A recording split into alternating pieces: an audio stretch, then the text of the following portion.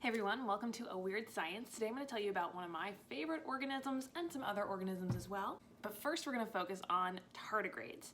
Now you might have seen or heard of these before, you might not have. These are microscopic animals. They're tiny little creatures, also called water bears, and they're super cool. So let's walk through a little bit about tardigrades. Now, these can only be seen with a microscope. They're pretty much too small to see with the naked eye, but if you looked for them in a mossy area by a pond, you dug up some materials and you put them under a microscope slide, you might be lucky enough to find a tardigrade. They are all over the earth. They can survive in some really extreme environments. This is what one looks like under a scanning electron microscope. They're kind of pudgy, they seem to crawl around a little bit, hence the name water bear, often found in water environments. But if you were to look at them under the microscope, this is more like what you would see. So this centerpiece right here, that's a tardigrade. Now again, they're very tiny, but we have been able to track a lot of their development, and they're very cool organisms to study.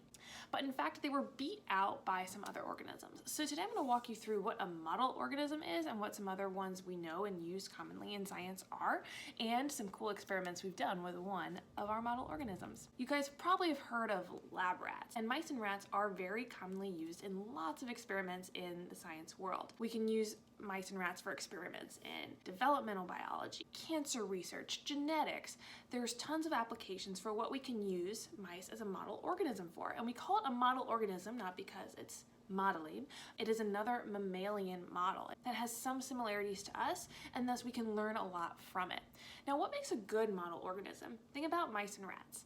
Now, as compared to humans, they're relatively small, so easy to have a lot of them in one space. And good science, you need a lot of individuals in order to run a good experiment, so a large sample size. They reproduce quite a lot, and they reproduce quickly. So short reproductive cycles, organisms that produce large amounts of offspring are very good as model organisms. Some other non-mammalian model organisms that scientists use in the lab include baker's yeast and other types of yeast, and we've sequenced the entire genome of these organisms, which is very cool. Remember, yeast is a fungus. Next up, we have C. elegans, the elegant worm. This is the organism that beat out tardigrades as a model organism back in the day, and scientists use this for developmental biology. They can genetically modify it so that certain proteins will light up so they can study whole system. Scientists also really like to study things like slime molds, which is pictured here, lit up in red for study. In fact, they only have 6 chromosomes, which is pretty fascinating. Daphnia, or water fleas, and scientists do a lot of genetic experiments on these, as well as Drosophila melanogaster, our fly. Now, these are both very popular for doing lots of experiments because we've studied them for a very long time. Arabidopsis is our lab rat of plants. Many scientists use these to study plenty of things in the plant world, agriculture, and genetic modification. I did some experiments with Arabidopsis back when I did a fellowship at UNC a few years ago, and it was actually very cool. There's lots of different mutant strains of Arabidopsis, so you can do lots of different neat experiments seeing how cells respond based on that mutant strain. Now, Gallus domesticus is this organism that you know, and I want you to guess based on this picture what it is. It happens to be the chicken.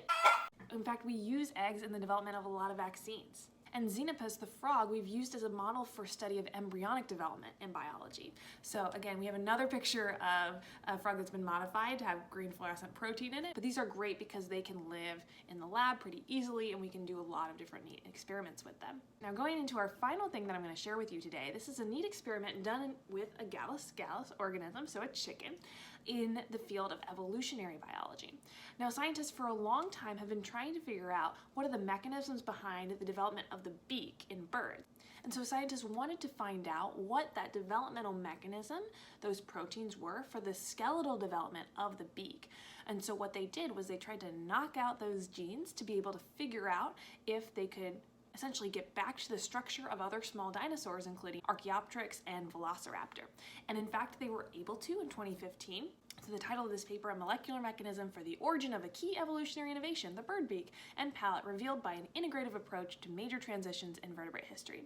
So using the fossil record, they were able to do the first successful reversion of these birds' skull features, the beak part, and they were able to replicate an ancestral molecular development to get a real chicken to develop the snout palate instead of the beak, which is very crazy. So we're not quite reverse engineering dinosaurs yet, but we are able to find out some really important key mechanisms in the evolution of birds. And all of this is thanks to using the chicken as a model organism. If you don't want to know more about this study, I'll link some information below this video. And let me know what other model organisms you might be curious about or other cool experiments you've heard of being done in the lab.